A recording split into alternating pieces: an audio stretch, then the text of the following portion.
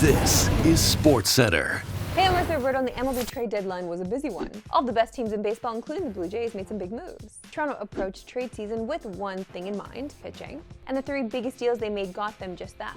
On Thursday, Toronto acquired former AL Cy Young winner Shane Bieber and reliever Louis Varland. As a team, the Jays have the 9th worst ERA in baseball, so these moves should help that. Bieber is the player with the most intrigue, and not just because of his last name. Bieber is still recovering from Tommy John surgery and hasn't played a game yet this season. But the last time we saw him on the mound, he won his first 2 starts of 2024 and didn't allow a run in 12 innings. Varland is in his 4th season of the majors, but this season is his first primarily as a reliever. And he's been excellent with a career-best 2.02 ERA in 49 innings. Sir Anthony Dominguez also has electric stuff out of the bullpen, which will be big for the Jays for a potential playoff run. Ahead of the Hungarian Grand Prix, we are now joined by our guy, Tim Hauraney. Marissa, hello! So Tim, it's the final race before the summer break, and we know there's a lot of season left. Just 16 points separate teammates Oscar Piastri and Lando Norris atop the driver's standings. What do you think will be the deciding factor in the championship battle? That's a great question. I think this one's going to come down to who makes the least amount of mistakes between either driver. If you saw what Lando Norris did in Spa and turn 1 at the start of that race, making a little mistake on the exit, and eventually that allowed Oscar Piastri to get by, take the race lead, and the win. Just little tiny mistakes. And we haven't really seen two teammates this close on talent in the same machinery, battling for a driver's championship title since 2016, when it was Nico Rosberg and Lewis Hamilton going at each other, and that championship was extremely close as well. Both drivers, unfortunately, had a big falling out with each other. So far, Oscar Piastri and Lando Norris on McLaren have done a very good job of keeping things civil and keeping it as professional as two athletes can when they're battling each other for a world championship. And I think McLaren's also done a nice job of putting in little rules here and there to allow both drivers to race each other, just don't crash into each other. And so I think when we take a look at this championship moving forward, these two are just so close on all regards that the driver that makes the least amount of mistakes is going to be your 2025 F1 World Champion. Timothy, thank you. All right, thanks very much for having me, Marissa. Really appreciate it. And thanks to producer Mike as well. And as always, you can catch the action right here on TSN. It's a Hungarian Grand Prix Sunday. The race begins at 8:55 a.m. Eastern, 5:55 Pacific. Time now for the CFL Preview, powered by FanDuel.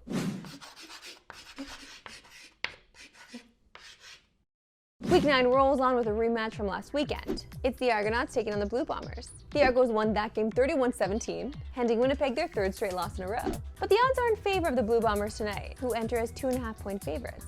Zach Collaros is set to miss the game with injury, which means that running back Brady Oliveira will see an uptick in usage. Last week, Oliveira totaled 82 yards on 13 carries, and without Collaros, we expect him to be busy again. Our friends at FanDuel have his line set at 84.5 rushing yards. And we know he hasn't gone over that all season, but he has bettered his yardage every week. And with a full workload expected tonight, we thought it'd be worth a mention. And you know TSN's got you covered. It's the Argonauts and the Blue Bombers. Coverage begins at 8 p.m. Eastern, 5 p.m. Pacific. The Hockey Diversity Alliance announced the launch of HDA Summerfest, a community-based festival committed to highlighting the importance of diversity and inclusion in hockey. The cost-free event will host 250 of the GTA's marginalized youth and their families for the world's largest youth BIPOC road hockey tournament on August 16th. It will take place at Canoe Landing Park and Community Centre, right in the heart of downtown Toronto. We are now pleased to be joined by a very special guest, HDA Chairman Akim Aliu. Thanks for joining us. I really appreciate you having me. Good to see you. Akim, big announcement yesterday from the Hockey Diversity Alliance. What can you tell us about Summerfest? Yeah, it's something we're super excited about. It's our staple event. I would call it our second version of this event. The original one was Winterfest, and it's really a place where kind of culture intersects with community and sport, and something that we're super proud about. We started off with just as an idea with 8 current and former NHL players of color, and that's developed into 1,500 kids playing hockey at completely free of cost. And I think one of the things that we're most proud about is these kids are from underrepresented, underserved communities, and kids that would have never otherwise had an opportunity to play the game. And We're looking to diversify the sport, grow the pool of talent, and have everyone celebrate. So all the talent that's coming to town from various sports and their spaces, it's going to be a lot of fun, and I think the kids are going to have an incredible day as well. Now, it's not just the hockey community you've got involved here, you also have a couple NFL All-Pros. How did Marshawn Lynch and Colin Kaepernick get involved? Yeah, I mean those two guys are honestly they're my brothers, man. They've been there since day one. Colin, a lot of people don't know that was actually super instrumental in helping form the HDA when guys had some fears of what that would look like on their name. Unfortunately, he's obviously someone that's went through a really difficult time of being blackballed from a league, and that's a league that's predominantly black. Obviously, hockey is complete opposite. So to come out with an announcement like we did, I think obviously there's a lot of concern about what's going to happen with your career and how you're going to be looked at. And we had about 2-3 hour Zooms with Colin and the board members, and kind of he helped ease our minds in the sense of this is bigger than us, and this is going to be a generational thing for us. And then Marshawn is just salt of the earth, one of the best humans out there.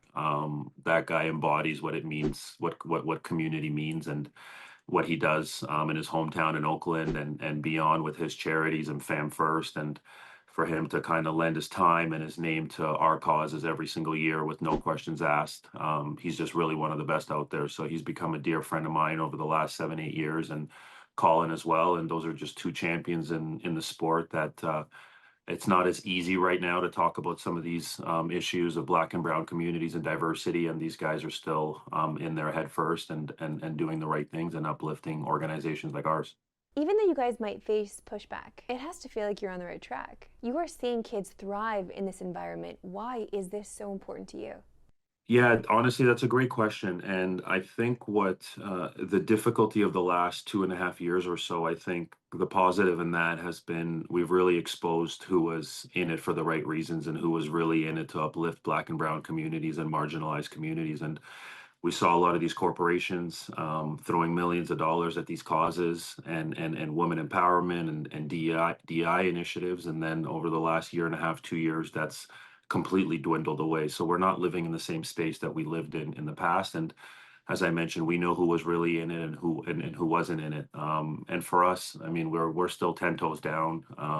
We've grown from 220 kids in year one to 1,500 kids right now playing hockey at completely free of cost, where we cover registration, ice time, equipment, coaching, food, wraparound services. We take them to arts events, hockey games that they would have never otherwise went to because of the cost. And we're just so proud about the men and women that we're building in the communities and the opportunities that we're able to provide for them that they would have otherwise had. And if coming to our events is just it's a one of its kind. I think what you feel there is people coming together in Canada's game, what I would call it, but we're long excluded from Canada's game. But the love and support that these kids get and the feeling of community at a lot of our events is something that I really hope people come and check out on the 16th, because it's really incredible, and it's a feeling that's difficult to describe, and I think you just have to be in that moment to really understand it. If people can't attend, how can we watch or keep up with this event? Oh yeah, we'll have a robust minute by minute, if you will, play by play of the event. We're going to have a ton of lead up marketing around the event. We're going to be announcing more sponsors. We're going to be announcing more talent that's going to be part of it. I would follow along on our social channels because they're going to be really busy over the next couple weeks. Akim, thank you so much for taking the time to talk to us. Appreciate you as always, Marissa. Thank you for your time. That's it for me today. We'll see you back here Monday. Have an amazing weekend.